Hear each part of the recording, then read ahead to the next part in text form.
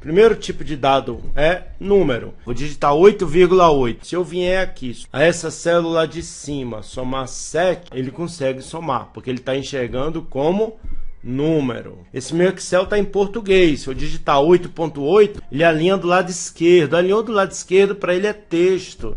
Se eu vier aqui somar 7, dá erro. Por quê? Ele não soma texto. Se você não mexeu no alinhamento, alinhou do lado esquerdo, é porque ele está enxergando como texto. Se eu colocar aqui 24/9, ó, ele alinha do lado direito, porque para ele é número. Tanto que se na data eu vier aqui colocar o formato geral, que é sem formatação, um número, ó, somar 7, é claro que ele vai somar, porque isso aqui é número. Tá? Então, toda a data o Excel enxerga como número. Se eu vier aqui formatar como data abreviada, ó, a gente enxerga conforme tiver formatado. Ele, Excel, as datas, ele enxerga como número. Curiosidade então, se eu digitar aqui o número 1, ó, e formatar esse 1 que está geral, formatar como data abreviada. 1/1 de 1900, ó. Legal. E se eu digitar 31/12/1899, ele alinhou do lado esquerdo, para ele é texto. Se eu vier aqui e tentar somar 7, ó, dá erro, não é isso? Então a primeira data do Excel é 1/1 de 1900. Há como mudar essa configuração, mas o padrão do Excel é isso. Toda data é um número, ele enxerga como número.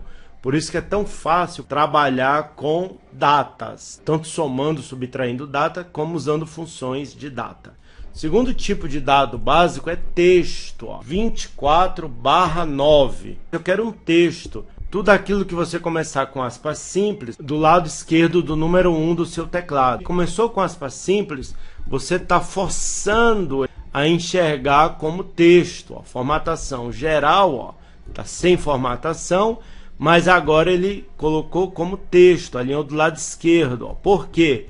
Começou com aspas simples. Quer saber o que tem na célula? Bate o olho aqui na barra de fórmula. Você nota que aspas simples nem aparece aqui na célula, né? O que você visualiza depende de como está formatado, beleza? Por exemplo, aqui, ó, essa data, posso vir aqui e colocar um formato de número, ó, formato científico, ó, data completa. Ó. O que você visualiza depende de como está formatado. Geral é sem formatação.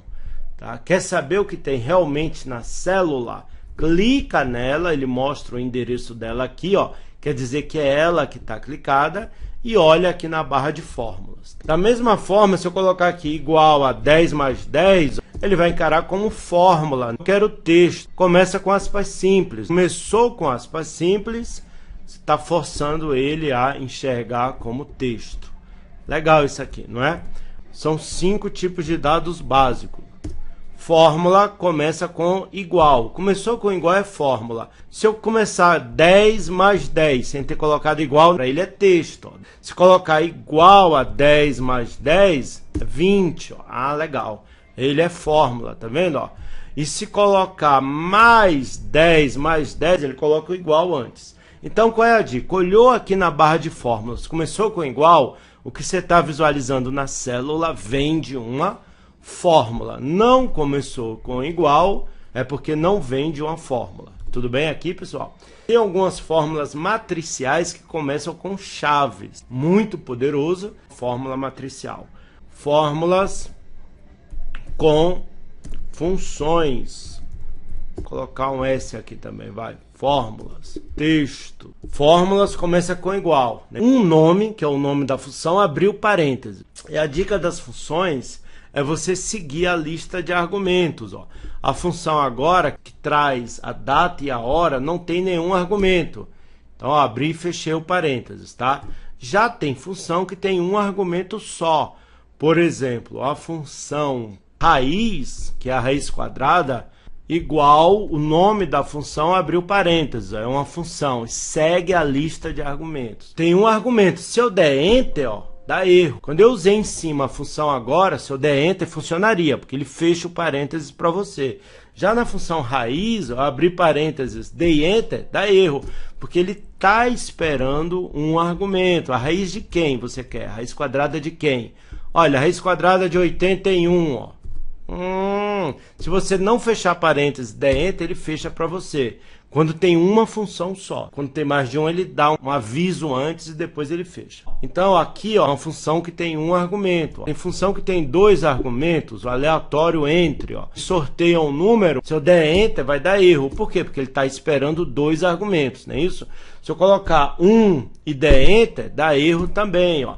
Já na função raiz não daria erro, porque só tem um argumento. A principal dica é seguir a lista de argumentos. Lá no DAX do Power BI eu também falo isso. O separador de argumentos é o ponto e vírgula. Ó. Agora eu preenchi a lista de argumentos. Ó. Fica em negrito o argumento que ele está entendendo. Ó. Preencher os argumentos, Enter. Ó. Não é fantástico isso aqui, pessoal? E tem funções que tem 3 argumentos, a função C. Tem função que tem 4 argumentos. PROC-V, a dica é você seguir a lista de argumentos. O quinto e último a gente chama de valores lógicos. Digita aí na célula a palavra verdadeiro com letra minúscula.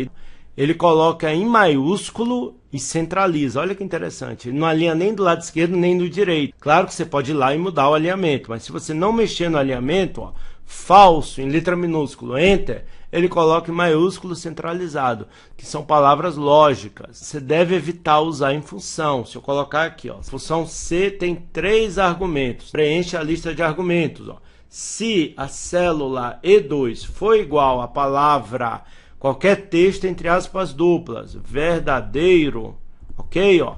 Aí eu vou dar um ok, ó, entre aspas duplas. Se não, não ok. Ó. Qual é a dica principal?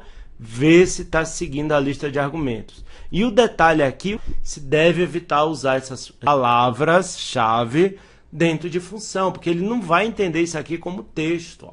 Não ok, ó, tá vendo? E, no entanto, a célula E2 está lá escrita a palavra verdadeiro, que a gente digitou agora há pouco. Ó. Eu vou aproveitar a deixa para falar uma última curiosidade de nomear uma planilha com a palavra histórico com acento Enter. Também é uma palavra reservada. Ó. Lá na última aula de VBA2, quando a gente ensina um aluno a criar classe no Excel. Aqui seria a propriedade name do Object Sheets, o nome da planilha. Você pode colocar condições lá na classe. Com certeza existe esse código. Ó, histórico, vou colocar sem acento e aí ele aceita. Ó, pessoal, não posso deixar de mostrar aqui o meu treinamento de Power BI que está na Hotmart, que é o Power BI das galáxias. Isso daqui, ó, é um exemplo que eu fiz ontem, aqui com o pessoal da Impacta da Avenida Paulista. Vocês conheçam também lá na Hotmart o Power BI das galáxias. Quem quiser o meu contato, cupom de 50% de desconto, tá? Oportunidade de mercado, de Power BI, é todo mundo falando e migrando pro Power BI. Excelente, people! Show!